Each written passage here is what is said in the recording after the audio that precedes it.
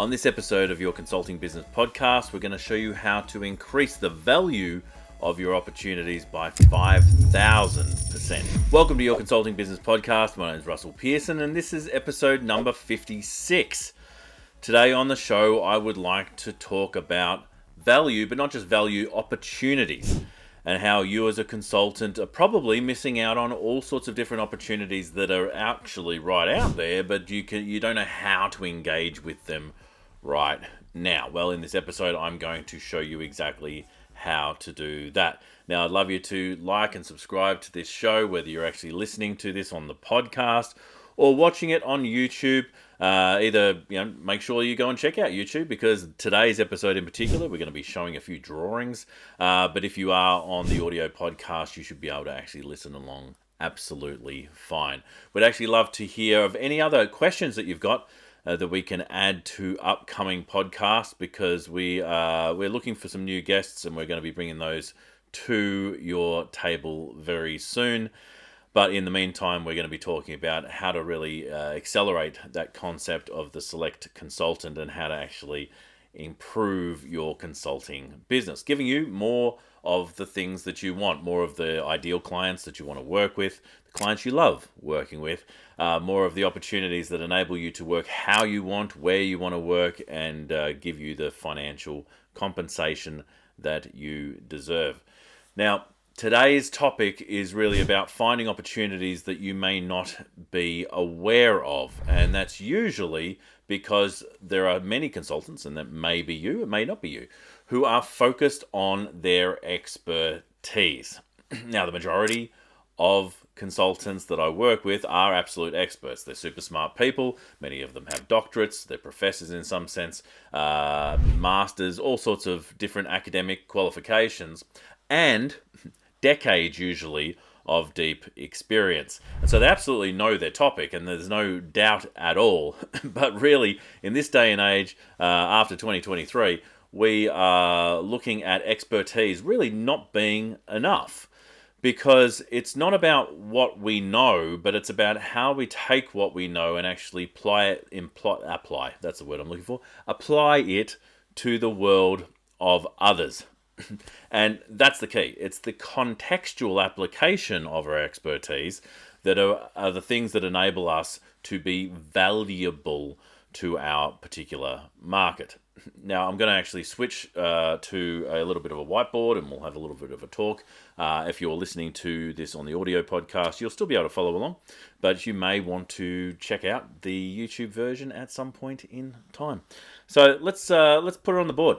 What are we looking at? Well, ideally, there's a couple of things, a couple of moving parts that we want to discuss. Number one is that there are people who are very much focused on their solution, and there's a certain solution that you have created, usually through your expertise, whether it be consulting or coaching or training, other modalities. Maybe you've got programs, maybe you've got systems and products in place that help to achieve certain outcomes. But these are really solutions. Solution is the vehicle that helps someone get to where they want to go. Now, why would they want to get there? Well, because they are stuck. They are stuck in a problem of some circumstance, some situation which they're not happy with, that they want to get out of. Now, let's just take the example of the majority of the people that I work with. Often they're unclear about what are the next steps that they need to be taking to grow their business. Other people have inconsistency, so they sometimes have businesses working well for them. Other times they don't. They want to get out of that rat race and have more consistent quality prospects. And then for some people, they're just not getting enough sales, right? They want to get more sales, and they're in a situation where they just don't have enough, right? So these are three problems. Within your own market, there'll be three problems which your solution will provide an antidote for. Now, the solution in my case is usually the Forge Business Program, where we help consultants, not just emerging consultants, but consultants that have been doing it for a long time and have suddenly noticed that the world's changed around them, that maybe referrals aren't enough if they want to grow purposefully and intentionally. They want to grow the way they want to grow. They want to start putting systems and processes into their business so they can actually feed themselves, feed their families, and actually grow when they want to grow. That's what the Forge Business Program does. So that's the solution. But I rarely talk about the Forge. I talk about the problems that people are experiencing. But there's an extra step to this too, because let's just look at the numbers. In any market, there tends to be about... Actually, let me just switch the color on that one. There tends to be about 2% of people who are solution aware. They're aware of the solution that they're looking for, and they're now just in a situation where they're trying to choose what that solution should be. There is another group of people who are very much problem aware, and maybe there's 18% of that, and we know how, 63% of all stats are made up on the spot. Now, this is actually based in some research, but 20% of people are problem aware. 2% of those, of that total, is actually looking for a solution. So we've got 18 and 2%. Now, what about the other 80%? There's a whole 80% of people over here who are still suffering, but they're not aware of the specific cause or the specific problem they're dealing with. They've just got these symptoms that are happening. So let's say, take one of these examples. Let's say that we take the inconsistency. The symptom of the inconsistency is I'm busy right now. I'm not busy right now, but I was busy last week. I don't know where my next project is coming from. I currently don't have any leads that I'm talking to or any prospects. And so each of these general problems has symptomatic situations that people are experiencing. Now, what's cool about that is that there are people experiencing these symptoms, and if we actually decide to not just talk to the problems, definitely not just talk to the solution that we provide, we'll often find that there's this really good opportunity to talk to the symptoms that people are suffering from. And not only do we connect with a larger audience, that 80% of people who are not currently problem aware, but we actually find more opportunities to talk to them because there are more symptoms than there are specific causes. It's kind of I have pain in my leg, my arm, my back, my head. All right, so there's symptoms. The diagnostic that the doctor actually works with me on defines the cause, and there may be a lot less causes than there are symptoms. And so that's one opportunity in itself. And in fact, that is the thing that'll increase your opportunities 50-fold, because you've got 2% of people who are actually looking at you to see if you're the one that they're going to work with, where there's this other 98% of people who are either they're in the problem but they don't know what the solution is, or they're symptomatic. The symptoms will get everybody. So if you talk to the symptom, the person who's even problem aware will respond. The person who is looking at solutions will also respond because they resonate with the symptom. So this day and age, we really want to talk about the symptomatic approach to helping people diagnose where they're at. I wanted to quickly jump in and remind you about RussellPearsonPrograms.com. We put all sorts of resources specifically for consultants on that page, and if you go there right now, you'll see that there are some new resources available absolutely free for you to download. So go to RussellPearsonPrograms.com. Now, back to the show. I want to show you something quickly that will actually take this one step further. So we'll go back to here. I'll get rid of some of these elements that I just put up. Let's look at, again, from another point of view, what a lot of people are focusing on when they are consulting with their expertise. They'll look at the solution. Right, so that's we already talked about that. They'll then define what they believe is the problem.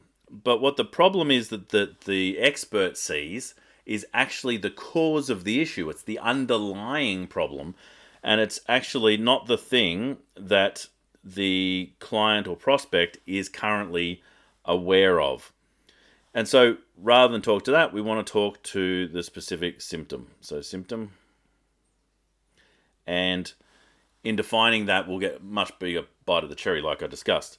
Now, interestingly, since probably the last 5 years in particular, there's been less of a focus on solutions, less of a focus on problems. Definitely symptoms are always there, but more of a focus on outcomes. What specific outcome are you generating off the back of your solution? And what we've come to see is that in actual fact, we can just talk about symptoms and how that flips over to become outcomes and never even talk about the specific cause or the solution until we're working with a client. It's interesting. You can actually look at a symptom as almost being one side of a coin. If we define that, so let's say that the symptom is not enough clients, well, guess what the outcome is? It's enough clients, right? I'm unclear about my next steps. I'm clear about my next steps.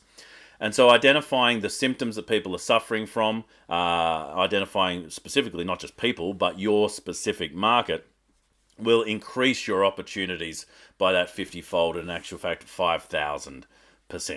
And so what do you do with that information? And number one, where do you get that information? Well, you certainly get that information from talking to people.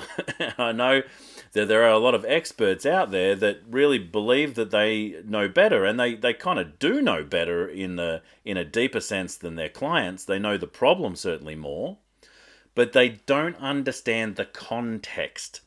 What is the experience that their prospect is going through right now, so that they can meet them where they're at? There's this, years ago, I was looking for a business coach. And I remember that the specific problem I wanted to solve is that I was procrastinating. And I'm sure there's someone even on the audience that just instantly said, procrastination is never the problem. And I've heard that so many times since. But at the time, I wanted to solve procrastination. Now, I went to see this business coach, and they asked me what I wanted to solve, and I said I wanted to stop procrastinating. And they go, it's never procrastination. Procrastination's not the problem. And I'm like, hang on. It is the problem. I'm bringing the problem to you. I want to stop procrastinating. And they're like, I understand you want to stop procrastinating, but it's not the problem. And all I did was feel unheard. Now, maybe I'm a sensitive soul, but I see this happening every day, where people will say this is the issue I'm experiencing, and some expert will come along and decide to be right, to actually tell them that they're wrong, and instead miss out on an opportunity. So they're right, but they lose the sale. A much better way to approach something like myself back in the day, not realizing that there was more to procrastination than there actually is if I say, or someone coming to me says, I want to take care of my procrastination. I'm finding I'm procrastinating all the time. Okay, so would you like to stop procrastinating? Yes, I would. All right, well, I can help you do that. Would you like to go through a process? Yes, I would. Okay, so that second example is actually pacing me before it leads me. It engages me at a place where I am feeling heard, I'm feeling understood, and now I'm ready to take steps with this person who I now know, like, and trust. All right, so for you in your practice, what are the symptoms that people are presenting with? And are you trying to be right by trying to educate them in the first instance, or do you have good bedside manner like a good quality GP would have, where someone comes in and says, I have a pain in my leg, and they instantly say, well, it's not a pain in your leg. And I'm like, no, it is a pain in my leg. Instead, a good quality GP with good bedside manner is going to say, okay, so I'd imagine you want to get rid of that pain. Yes, I do, right? So you can see how much easier it is to actually engage a prospect into becoming a client, even to have client retainers, when you're engaging them in the symptom that they are experiencing. You do not need to diagnose them on the spot. You don't need to tell them they're wrong. You do not need to be right. What you want to do is actually meet them where they're at, help them feel heard, and then lead them on the pathway forward. So what does that actually look like? Well, that's the concept is something that it's used a lot in coaching in particular. But let's say that the client is at a point that they're not happy with. Okay, so they're here, they're not happy. Now, they want to get to this other place where they are very happy. And there is a pathway to get there. Okay, there's all these points along the path. So there is a certain place where they're at. And if we're talking about the outcome, in a lot of cases, people can't see past what's currently happening for them. Especially people who are in overwhelm or massive anxiety or are in dire straits, like in deep trouble with whatever current situation they're in. And so if you're talking about the future, they can't even think about this higher future until you meet them where they are at. So you can confirm with them, right, so you're experiencing this, this, and this. Is that right? Yes, it is. Well, let's pace you through that process. Make sure that you feel heard through that process. Then ask you for your permission. Would you like me to help you solve these things to help you get to this other outcome? Yes, I would. All right, now you've given me permission. I can actually lead you in the direction of your goal. This is the way to actually look at consulting in a way that enables you to engage more of these opportunities. Identify what are the symptoms that people are suffering from. What is the experience they're having? How do you understand the language they're using to describe it? You know, one of the things that one of the mistakes really that a lot of experts make is that they use their own jargon to describe an issue. Now, you may have heard this: don't use jargon when you're marketing or in the sales process. Now, on one side, that's right. You don't want to use your own jargon. But on the other side, it's wrong, because you want to use jargon, but it's the client's jargon. What is the specific language of the client? You want to become a student of the client and the market that you want to serve. So understanding what language they would use to identify a problem in their world. Let's take a very simple example, and then we'll probably wrap this up. Let's look at a corporate situation where you want to improve leadership. Maybe if you're a leadership trainer. It's a classic one. I tend to use it fairly often. If you go to a prospect and say, I want to help you with your leadership training, I want to make you improve as a leader, the majority of leaders who identify as a leader in that space will go, hang on, I am a leader already. I don't need that. But at the same time, they're still complaining about their staff being their staff underperforming, their staff turning over, them losing good people, and sick leave increasing and things like that. Now the symptoms are sick leave increasing, the staff turnover, underperformance. They're symptomatic. And if you were, as the leadership trainer, if you were to go to that leader and say, I understand that you would like your team to perform better. Is that right? Yes, it is. All right, well, would you like me to help you do that? Yes, I would. Suddenly you can actually bring leadership training in, and part of that leadership training, I'm sure, is going to be working with the team, but it's working in the team in a way to actually solve the problem and reach the outcome, which is with the team, just in that simple sense, helping them to speak up, helping them to actually self-lead, helping them to do the things that make them more effective. But on the flip side, the leader will now, because they know, like, and trust you, be willing to work with you and have you mentor them through a process of improving their leadership. You don't need to start by saying you're a bad leader, let's improve you. You can start by saying, what is the problem that you're experiencing, aka the symptom, and what can we do to actually lead you from that? So pacing and leading, it's something that we use a lot in coaching and other modalities, but it happens in every area of influence. And when it comes to engaging more clients, engaging more opportunities, we will always find more of those in the symptomatic language of our client. And if we're a good student of that client, then we will always be interested in how is that language progressing. Not only is what is the language of the market, what is the jargon that the market uses, but on the other side, what is the context for the conversation? How has the environment changed around them? What are the big issues that are actually getting in their way today, which are not the same as what they were yesterday? And that enables us to keep our finger on the pulse by continuing to have these conversations and continuing to lead the market. This is part of being a select consultant. It is actually taking the ownership for us to become students of our market and get better at what we do. It's for us to actually not come in with like, here's the magic pill, but in order for us to be great consultants and advisors to help people take steps, we need to learn how to influence. And one of those methods of influence is pacing, then leading. Identify what is the symptom, ensuring that they understand that we understand them through the process of feeling heard, and then actually helping them take steps to actually move towards outcomes. If you're interested in what a select consultant also is and the other benefits of being a select consultant, you can go to russellpearsonprograms.com. You can download our free resource there. It's a little book that I wrote more recently than anything. And you can check that out. And there's some all sorts of other goodies that you can actually get after the fact. We've got a very cool session that we ran not so long ago, all about how to build a really successful consulting website. You'll have the opportunity to have a look at that as well if you do download the Becoming the Select Consultant Guide. And what I'd also love you to do while you're here is comment below. Let me know what was something that you actually got out of today's session. Potentially, who is your market? What is a symptom that they're currently suffering from? What I also love about the symptoms conversation is it means that you are on the side of your client. You are there to support them, to guide them, to help them take steps.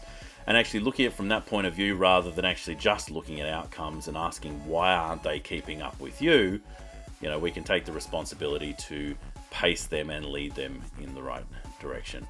My name is Russell Pearson. It's an absolute pleasure to have the opportunity to speak with you.